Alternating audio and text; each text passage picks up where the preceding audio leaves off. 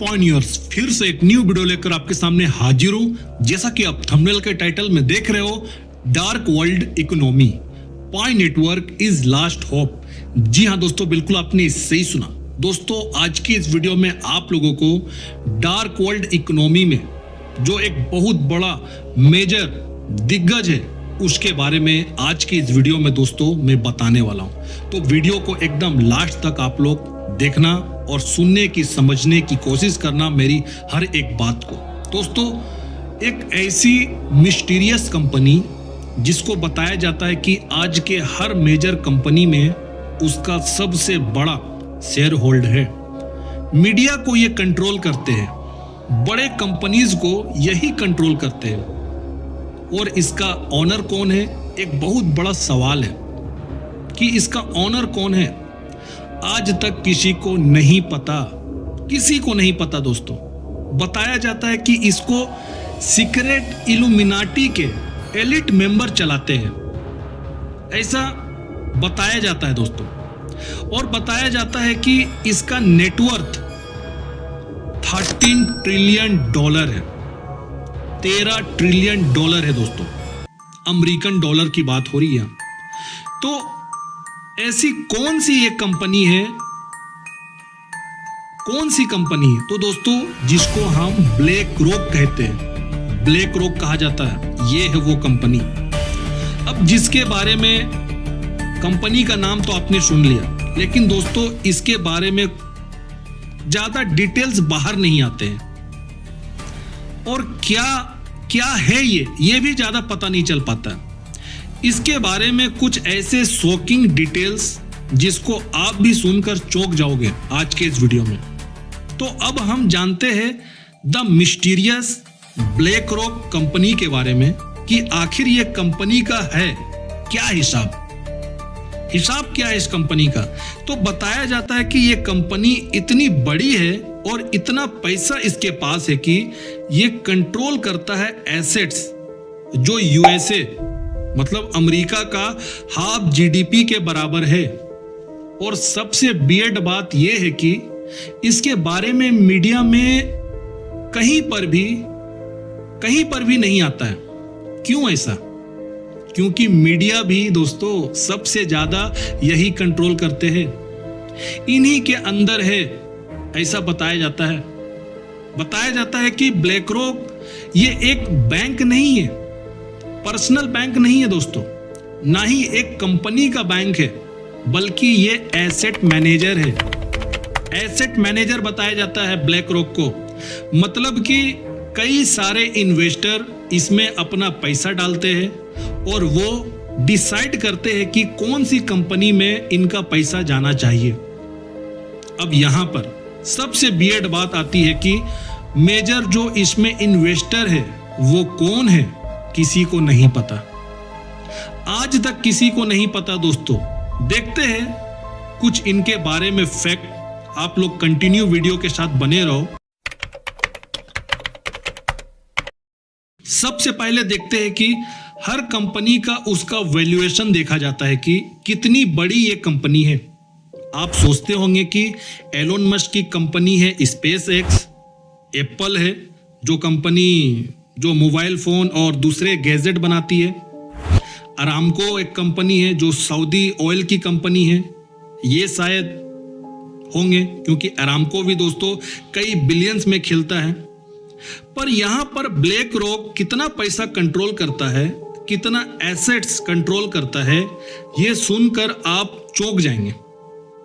Recent data के हिसाब से आपको बता रहा हूं कि 13 ट्रिलियन डॉलर का ब्लैक रॉक एसेट कंट्रोल करता है दोस्तों। 13 ट्रिलियन डॉलर समझ लो कितना ज्यादा है। चलो, अगर आपको अभी भी कंफ्यूजन है तो मैं दूर कर देता हूं। देखो, 108 बिलियन डॉलर का मालिक आज इंडिया का रिचेस्ट आदमी है मुकेश अंबानी, ठीक है। और एलोन मस्क लगभग 500 बिलियन डॉलर का मालिक है, जिसको आज वर्ल्ड रिचेस्ट आदमी कहा जाता है। तो 1000 बिलियन डॉलर, 1 ट्रिलियन डॉलर होता है। इस कैलकुलेट को समझ लो आप। 1000 बिलियन डॉलर 1 ट्रिलियन डॉलर होता है। और यहां पर बताया जाता है कि ब्लैक रॉक का जो नेटवर्थ है, जो एसेट को कंट्रोल करता है, वो लगभग 13 ट्रिलियन डॉलर है दोस्तों। रफली अगर देखा गया, अगर हम लोग इसको अगर रफली अगर देखेंगे दोस्तों, तो कई सारी कंट्रीज का जो जीडीपी होता है हर साल का, उससे ज्यादा तो कीमत का जो एसेट है ना, ये ब्लैक रॉक कंट्रोल करता है दोस्तों, सिर्फ एक्सेप्ट यूएसए और चाइना, क्योंकि इन दो का जीडीपी इससे ज्यादा है। और बताया जा रहा है कि अगर ब्लैक रॉक कंपनी एक कंट्री होता, ब्लैक रॉक कंपनी अगर सोचो अगर कंट्री होता दोस्तों, तो आज की दुनिया में तो ये वर्ल्ड का 3rd रिचेस्ट कंट्री होता। इतना पैसा ये कंट्रोल करता है। इसके बाद ब्लैक रॉक के बाद एक और कंपनी जिसका नाम कंटिन्यूसली लगातार ब्लैक रॉक के साथ लिया जाता है, उसका नाम क्या है दोस्तों? उसका नाम है वैनगार्ड। वैनगार्ड बताया जाता है कि वैनगार्ड भी 10 ट्रिलियन डॉलर का एसेट कंट्रोल करता है। आगे जाके आपको और डिटेल्स में बताता हूं कि कैसे वैनगार्ड भी एक बहुत बड़ा गेम खेलता है ब्लैक रॉक के साथ हाथ मिला करके। अब यहां पर आते हैं सबसे इंटरेस्टिंग पार्ट पर कि अगर इतनी बड़ी ये कंपनी इतना पैसा अगर ये कंट्रोल कर रहा है, जिसको बताया जाता है कि इल्यूमिनाटी कंट्रोल करता है पीछे से, हाउ कम इसके बारे में कभी मीडिया में बताया नहीं गया?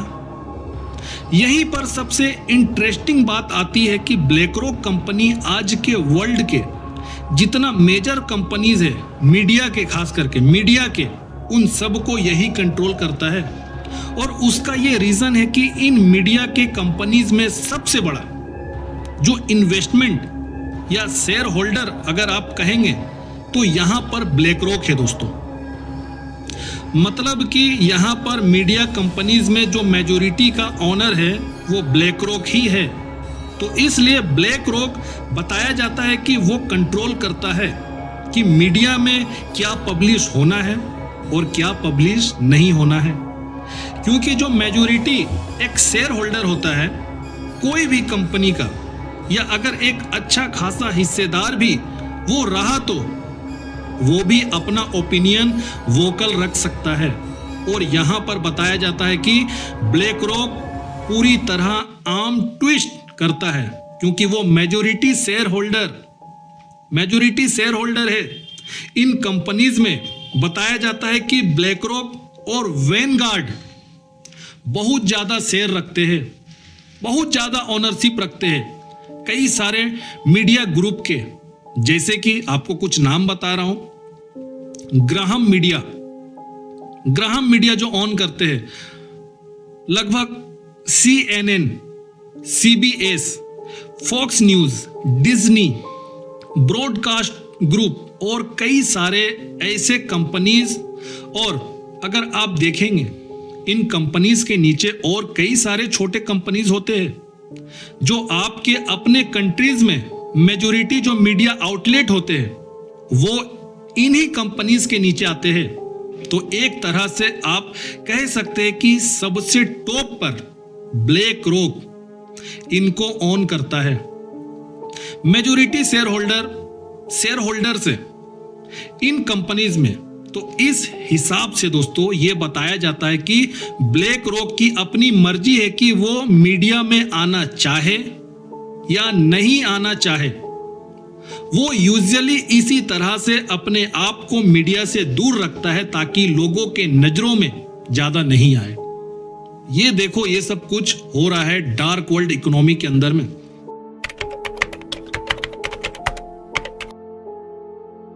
अब ये black rock company United state, मतलब अमेरिका का जो गवर्नमेंट है, उसमें कितना इसका शेयर है, कितना ये पावर होल्ड करता है यूएस की गवर्नमेंट में। बताया गया है 2020 में जब कोविड-19, जब पैंडेमिक आया, कोविड-19 जब शुरू हुआ था, जब ये बीमारी पूरे वर्ल्ड में फैली थी और इसकी वजह से कई सारे कंट्रीज का इकोनॉमी बर्बाद हो चुका था, आप सभी लोग को मालूम होगा दोस्तों। तो बहुत सारे इकोनॉमिक कोलैप्स हुए थे उस समय, आप लोग जानते हो, लॉकडाउन, शटडाउन, ये सब कुछ हो रहा था। कई सारे कंट्री का जो इकोनॉमिक था वो कोलैप्स हुए थे। यहाँ पर बताया जाता है कि अमेरिका भी काफी परेशान था कोविड-19 स्टार्ट होने के बाद, और अमेरिका अपनी इकोनॉमी को फाइनेंशियल कोलैप्स से बचाने के लिए उसने उसकी गवर्नमेंट और साथ ही साथ फेडरल रिजर्व ने स्टेप इन किया था कुछ मॉनेटरी पॉलिसी को वापस लाने के लिए, ताकि अमेरिका का फाइनेंशियल स्टेटस कंट्रोल में आ जाए। लेकिन यहां पर कई लोगों को पता नहीं है कि साथ ही साथ उन्होंने ब्लैक रॉक कंपनी को भी अपने बोर्ड ऑफ डायरेक्टर्स में लाया था दोस्तों। यहां पर स्टेप्स लेने के लिए, फाइनेंशियल इकोनॉमी बचाने के लिए अमेरिका की बताया गया कि यूएस गवर्नमेंट और फेडरल रिजर्व ने ब्लैक रॉक को ऑन बोर्ड लिया था ताकि यूएस फाइनेंशियल मार्केट को वो स्टेबलाइज करे। उस वक्त बताया जाता है कि अमेरिकन गवर्नमेंट ब्लैक रॉक के सॉफ्टवेयर को यूज कर रहे थे। बताओ, मतलब अमेरिका जो गवर्नमेंट है वो ब्लैक रॉक का सॉफ्टवेयर को यूज कर रहा था अपने फाइनेंशियल डाटा के लिए। और एक अजीब सी बात यह भी हुई कि बैंक ऑफ कनाडा और यूरोपियन यूनियन, उन्होंने भी ब्लैक रॉक को हायर किया था दोस्तों। बताओ, हायर किया था उस समय इसी सेम पर्पस के लिए जो अमेरिका कर रहा था, अपना फाइनेंशियल कोलैप्स से बचने के लिए, इकोनॉमिक कोलैप्स से बचने के लिए ब्लैक रॉक का सॉफ्टवेयर का इस्तेमाल किया, उससे मदद लिया। और सेम काम बैंक ऑफ कनाडा और यूरोपीय यूनियन, उन्होंने भी ब्लैक रॉक को हायर किया इसी सेम पर्पस के लिए। तो यहां पर आप देख सकते हैं कि अगर एक गवर्नमेंट एक कंपनी को ऑनबोर्ड ले रही है अपनी इकोनॉमी को बचाने के लिए, तो कितना पावर इस कंपनी में होगा, मतलब ब्लैक रॉक में। तो इस हिसाब से देखा जा सकता है कि एनालिस्ट ऐसा बता रहे हैं, दोस्तों कि ऑनबोर्ड ब्लैक रॉक आ चुका था उस समय इन गवर्नमेंट के पास। तो उस हिसाब से बैंक ऑफ कनाडा, यूरोपीय यूनियन और यूएस गवर्नमेंट, ये सब क्या कहलाएंगे? क्लाइंट कहलाएंगे। ब्लैक रॉक के क्लाइंट हो गए ये सब। बैंक ऑफ कनाडा, यूरोपीय यूनियन, यूएस गवर्नमेंट, ये सब क्लाइंट बन गए थे ब्लैक रॉक के। और सिर्फ इतना ही नहीं दोस्तों, ब्लैक रॉक को इसके तहत एक्सेस मिला था टॉप सीक्रेट फाइनेंशियल डाटा का उन कंट्रीज का, क्योंकि यहाँ पर उन कंट्रीज को, गवर्नमेंट को उनका फाइनेंशियल डाटा शेयर करना कंपलसरी होता है ब्लैक रॉक के साथ। समझो, मतलब जो फाइनेंशियल सीक्रेट डाटा रहता है ना, वो भी ब्लैक रॉक को शेयर हुआ है। हर गवर्नमेंट का जो फाइनेंशियल डाटा होता है वो अब ब्लैक रॉक के पास है, ये समझ लो। लेकिन ब्लैक रॉक बताता है कि वो अपना डाटा किसी के साथ शेयर नहीं करता है, विद इन अपने भी बोर्ड मेंबर से ये शेयर नहीं करता है। अब आप समझ सकते हैं कि कितना सच या झूठ बोल रहा है ब्लैक रॉक। अब यहां पर आते हैं एक और इंटरेस्टिंग फैक्ट पर, ब्लैक रॉक का, कि ये अपने कॉम्पिटिंग बिजनेस में भी इन्वेस्ट करता है। मतलब कि दो तरफ जो ऑपोजिशन के होते हैं बिजनेस के, जो कॉम्पिटिंग होते हैं एक दूसरे के साथ, दोनों का भी हिस्सेदार होता है। मतलब ये दोनों तरफ, सपोज मान लो अगर मेरी कोई कंपनी है तो मेरी कंपनी में भी ब्लैक रॉक का शेयर है, और मेरे सामने जो मेरे समझो कॉम्पिटिटर है उस कंपनी में भी इसने अपना इन्वेस्ट किया हुआ। मतलब देखो, दोनों तरफ से वो बात मनवाने का काम करता है। ये भी एक बहुत बड़ा गेम चेंजिंग ये स्ट्रेटेजी निभाता है दोस्तों ब्लैक रॉक।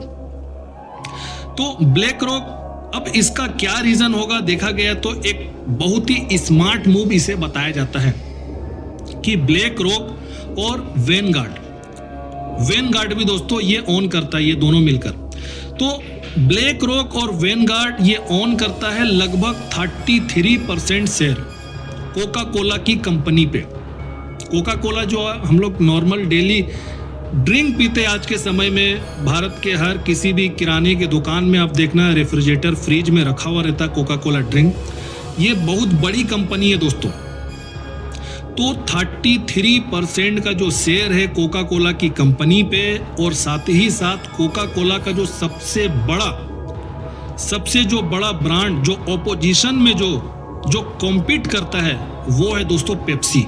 पेप्सी का नाम भी आपने सुना होगा। ये ब्रांड बहुत पॉपुलर है, इसके भी कई ड्रिंक आते हैं मार्केट में, लोग पीते हैं।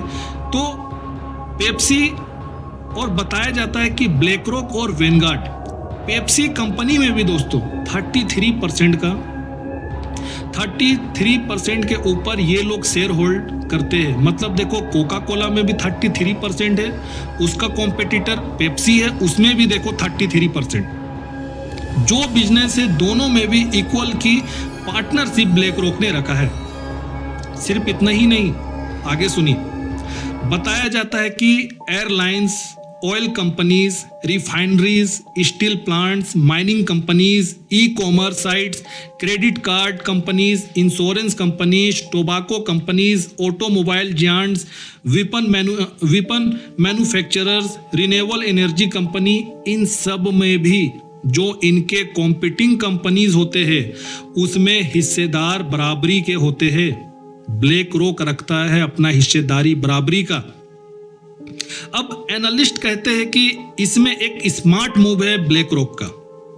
वो ये है कि एक तो दोनों कंपनीज को पूरी तरह चला सकता है, और दूसरी चीज वो किसी भी तीसरे कॉम्पिटिटर को मार्केट पे आने नहीं देता है। मतलब कि एक सिंपल एग्जांपल पेप्सी की ऑपोजिशन कोका कोला है, और यहां पर आप देखेंगे कि कोई भी ऐसा थर्ड ड्रिंक नहीं है जो बीच में इन दो को कंपटीशन दे सकता है, क्योंकि ये दोनों इतनी ऊंचाई तक चले गए हैं। तो एक तरह से टॉप के दो जब आपके अंडर हो तो तीसरे को कोई आने का चांस ये लोग मार्केट पे देते ही नहीं है दोस्तों। तो एक तरह से या तो एक वायर करना या ऑपोजिशन को खरीद कर अपने साथ रखना एज ए कॉम्पिटिटर, ये एक स्मार्ट मूव है ब्लैक रॉक का। तो यहां पर आप देख सकते हैं कि कई सारे मेजर वर्ल्ड कंपनीज और उनके ऑपोजिशन जो नंबर 2 रैंकिंग पर है, इन सब का मेजर शेयर होल्डर कई जगहों पर ब्लैक रॉक दिखेगा आपको। हेल्थ केयर इंडस्ट्रीज दोस्तों, हेल्थ केयर इंडस्ट्रीज में कोविड-19 के बाद से मार्केट में बूम आया है। लोग हेल्थ को लेकर ज्यादा पॉसेसिव है, और टॉप 3 फार्मास्यूटिकल्स कंपनी में पीछे सबसे बड़ा मेजर शेयर होल्डर इनका है। किनका? ब्लैक रॉक का है दोस्तों। वो है यूएस का फाइजर, जॉनसन एंड जॉनसन और मर्क।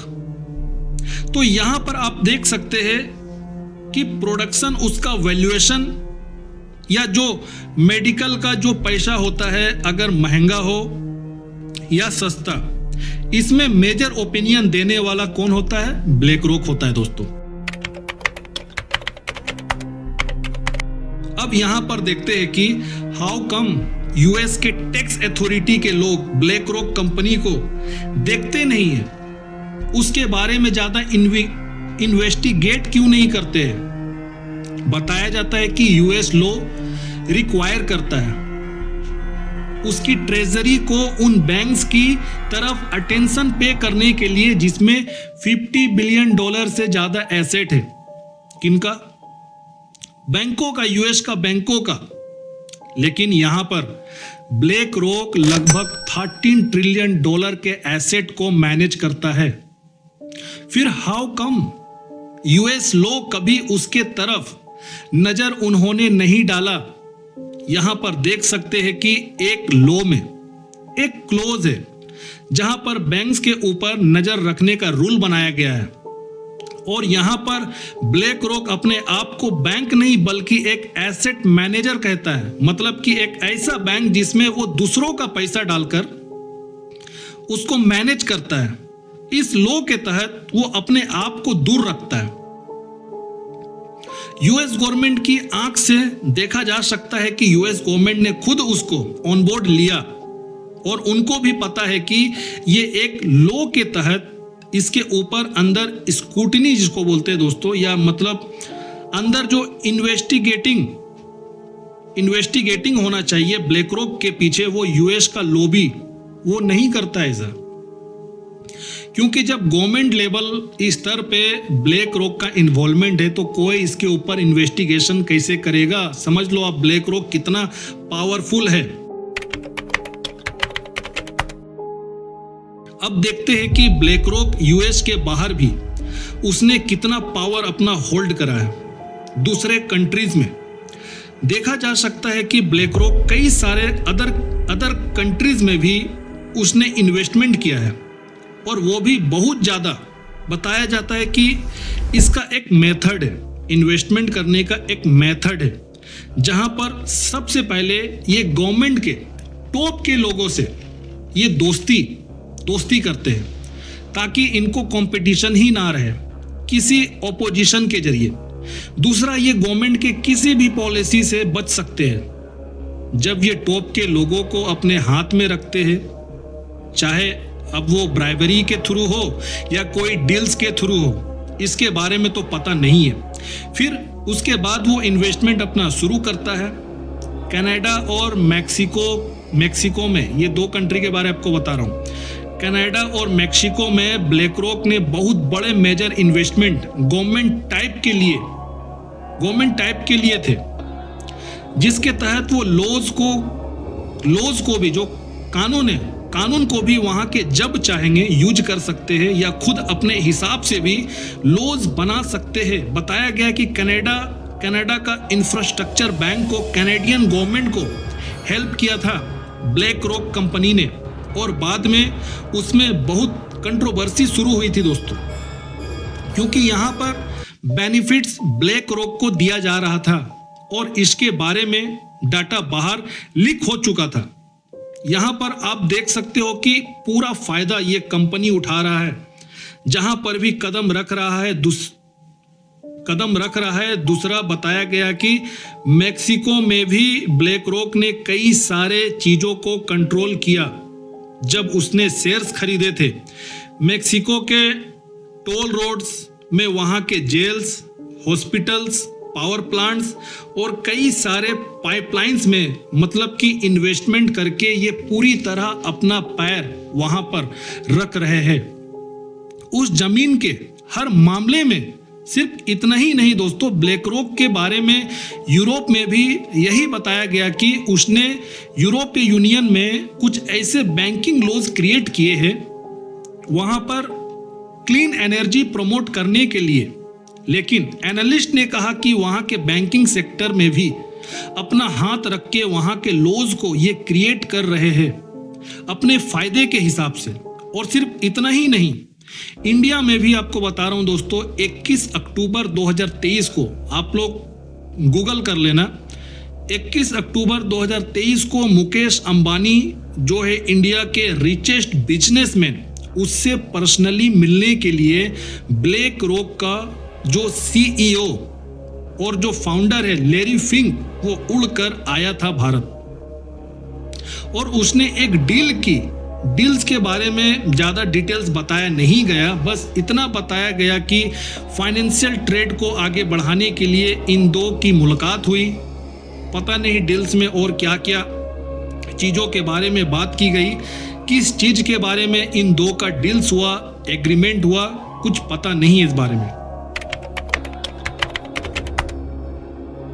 ब्लैक रॉक कंपनी कैसा रूल करता है अमेरिका के घरों का हिसाब, वहां का जो प्रॉपर्टीज है उसमें कितना इसका पावर है, यह आप सुनकर चौंक जाएंगे दोस्तों।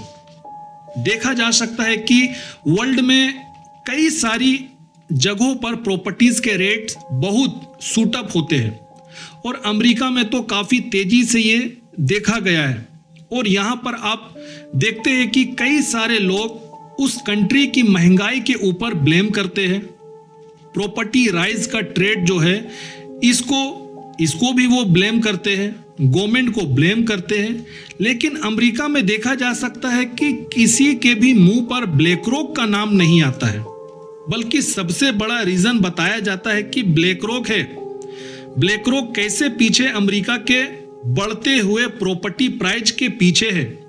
आर्टिकल्स में यह बताया गया है कि 2021 में ब्लैक रॉक को एक्सपोज किया गया था जब उसने एक बहुत बड़ा गेम खेला, जहां पर उसने कई सारे घर सिर्फ नहीं बल्कि कई सारे कॉलोनी और एरियाज सारे घर के साथ ब्लैक रॉक ने खरीद लिया था और फिर उन सबको रेंट के पर्पस पर वापस लोगों के बीच में ला दिया था। मतलब कि यहां पर जो घर की ओनरशिप है, ब्लैक रॉक पूरी तरह खरीद कर वो रेंटल पर्पस पर उन घर को कन्वर्ट कर रहा था दोस्तों।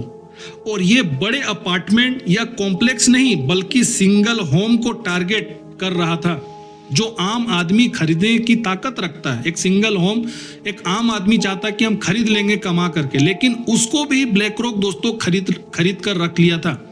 तो इसका रिजल्ट क्या हुआ देखा जा सकता है कि वंश अपने पूरे ऐसे किस्म के घर खरीदे, अब वो अपने हिसाब से उन घरों की बोली लगा रहा था। कौन?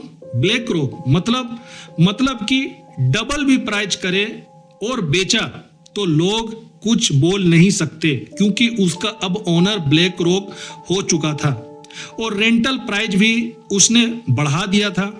तो यहां पर जो आदमी कुछ एक अमाउंट पे करता था कुछ साल पहले एक घर के लिए, आज उसको डबल ट्रिपल पे करना पड़ रहा है, क्योंकि ब्लैक रॉक ने ऑलरेडी उसका घर पहले ही खरीद लिया था। अब यहां पर दूसरा फायदा यह भी बताया गया, ब्लैक रॉक कैसे इसका उठाता है।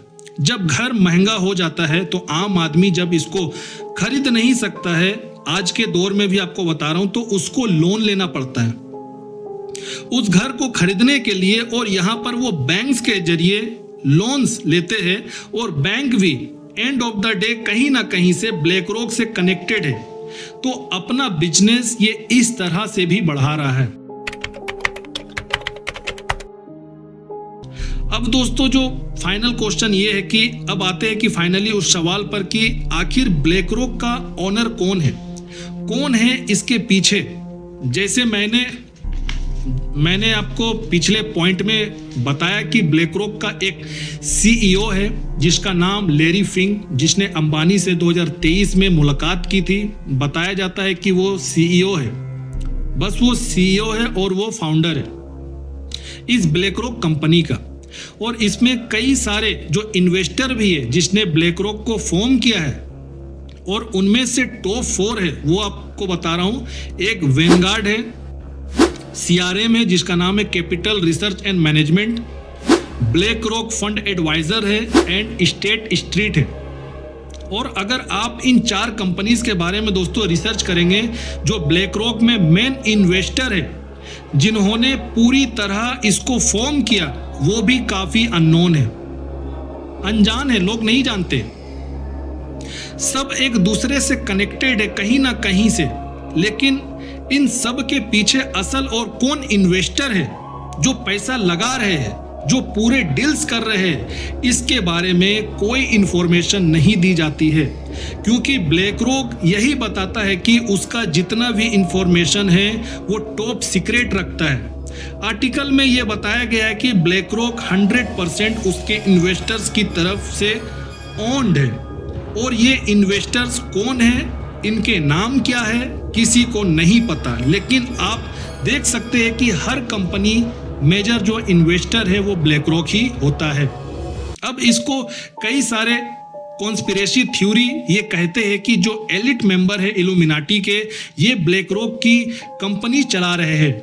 यही पीछे इन्वेस्टर है जो हर कंपनी में मेजर शेयर होल्डर बनते हैं, वहां पे अपनी दादागिरी चलाते हैं, कंट्रीज में लो ये बना रहे हैं। जब ये इन्वेस्टमेंट में उतर रहे हैं, बैंकिंग सेक्टर में उतर रहे हैं, पॉलिटिशियन को खरीद रहे हैं, टॉप गवर्नमेंट के लोग इसके अंदर आ रहे हैं, टॉप बिजनेसमैन किसी कंट्रीज के उससे जब ये हाथ मिलाते हैं तो वहां पर ये अपना कंट्रोल बनाते हैं। लेकिन है कौन इसके पीछे, किसी को नहीं पता।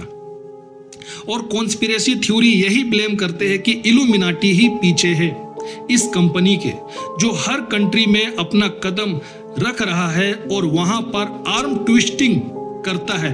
कोई फैक्ट तो अभी तक खुलकर नहीं आए हैं दोस्तों इसके बारे में, एक्सेप्ट इसके जो सीईओ है जो लैरी फिंक है।